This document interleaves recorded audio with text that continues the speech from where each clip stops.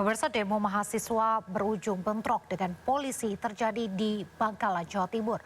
Mahasiswa menagih janji-janji politik bupati saat kampanye pilkada lalu untuk perbaikan Bangkalan.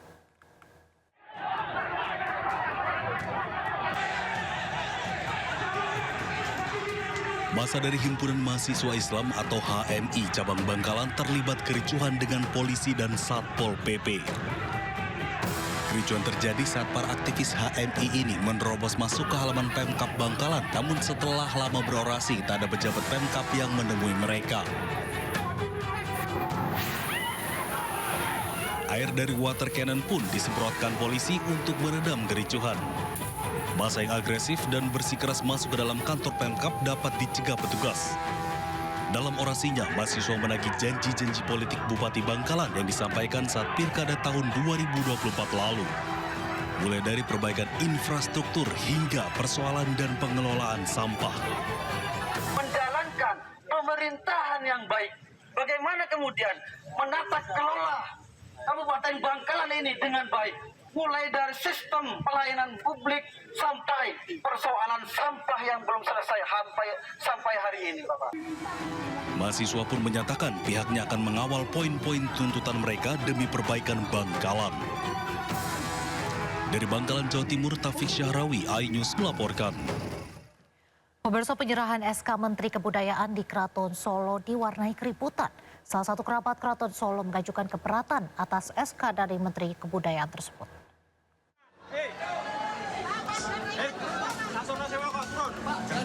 Keributan mewarnai penyerahan SK Menteri Kebudayaan terkait pemanfaatan Keraton Solo di Sasana Parasdia, Keraton Kasunanan Surakarta, Hadiningrat.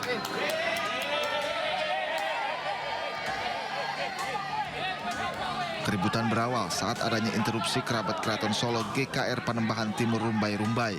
GKRP Timur menyampaikan keberatan terkait SK dari Menteri Kebudayaan tersebut. Menyikapi hal tersebut, Menteri Fadli mendengarkan dan memberi tanggapan serta berjanji akan menyediakan waktu untuk mendengarkan lebih lanjut keberatan tersebut dalam situasi yang kondusif.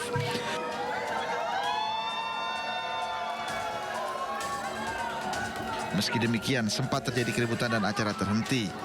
GKRP Timur pergi dari Sasana Parasdia dan acara dilanjutkan dengan penyerahan secara simbolis sampai selesai. Dari Solo, Jawa Tengah, Septiantoro, iNews melaporkan.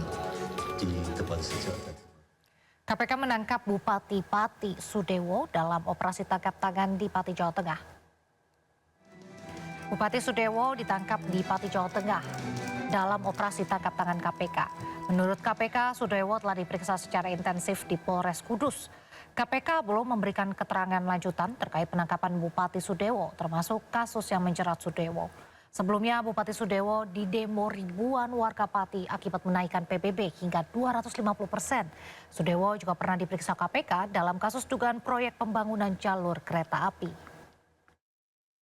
Ya, ini juga yang masih akan kami sampaikan nanti ya, terkait dengan peristiwa tertangkap tangan di wilayah Pati ini, terkait dengan perkaranya apa, konstruksinya seperti apa, pihak-pihak yang diamankan siapa saja, itu nanti kami akan sampaikan.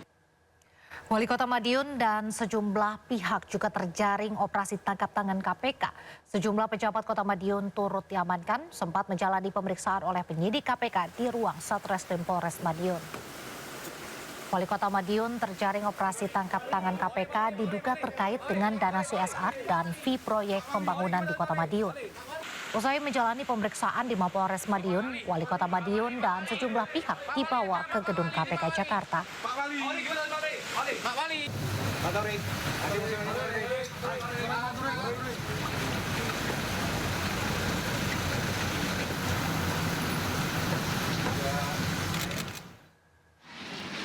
Sementara itu, Sekda Kota Madiun, Suko Dwi Hadianto, memasuki ruang pemeriksaan Satreskrim Polres Madiun. Suko merupakan salah satu pihak yang diduga ikut diamankan dalam operasi tangkap tangan yang dilakukan KPK. Selain Suko, Kepala Dinas PUPR Thorik Megah serta sejumlah ASN dari Dinas PUPR dan Perizinan juga diperiksa.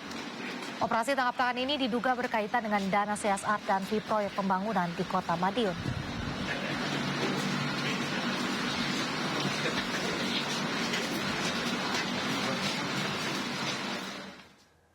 Kita beralih ke kasus lain pemirsa, mantan Wakil Menteri Ketenagakerjaan Immanuel Ebenezer menjalani sidang perdana dan mengaku bersalah menerima uang 3,3 miliar rupiah. Noel terancam hukuman 4 tahun penjara dan denda 1 miliar rupiah.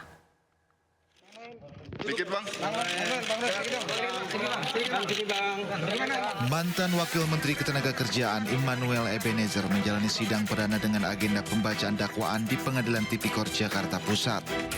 Dalam sidang, Noel mengaku bersalah menerima uang 3 miliar rupiah.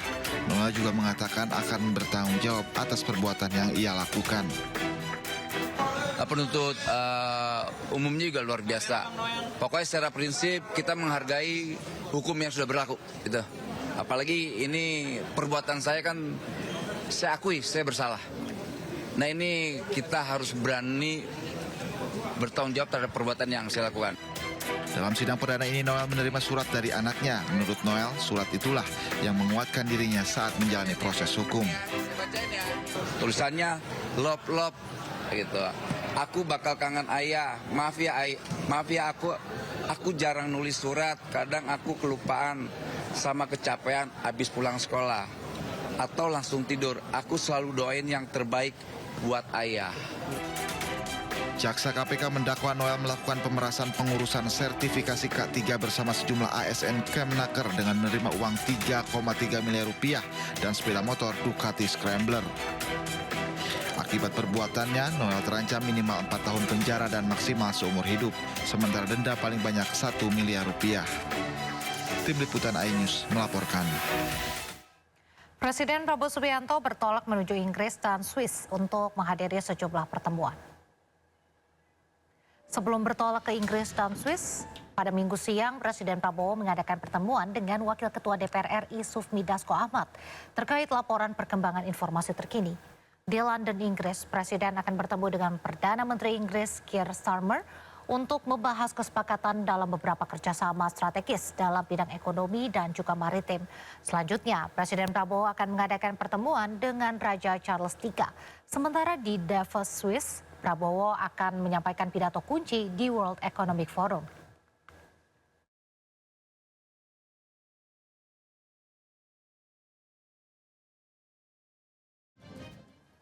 Viral di media sosial, warga Kapuk Pedongkelan, Cengkareng, Jakarta Barat menggelar resepsi pernikahan di tengah banjir. Untuk menghindari banjir, pengantin pria bahkan rela menggendong pasangannya.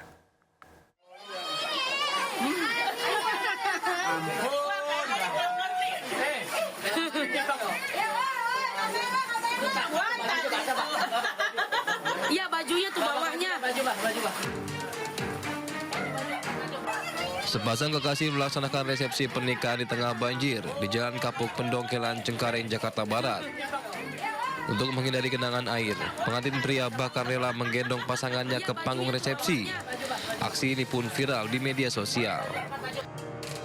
Meski sempat ingin membatalkan acara, pengantin wanita akhirnya memutuskan untuk tetap melanjutkan resepsi di tengah banjir. Puji syukur ya, alhamdulillah.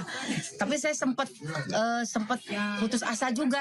Saya pas pagi saya membatalin ya acara saya sampai saya melihat banjir. Saya takutnya orang-orang nggak pada datang. Saya putus asa di situ. Akhirnya bapak saya terus mendorong saya, saudara saya. Kata dia sabar. Ini dari Allah ya kan. Ibaratnya berkah dan berkah. Percaya saya, akhirnya saya bismillah. Genangan banjir terjadi usai hujan deras mengguyur di malam sebelum acara. Banjir akhirnya berangsur surut selama acara berlangsung. Dari Jakarta, Miftahul Gani, iNews melaporkan.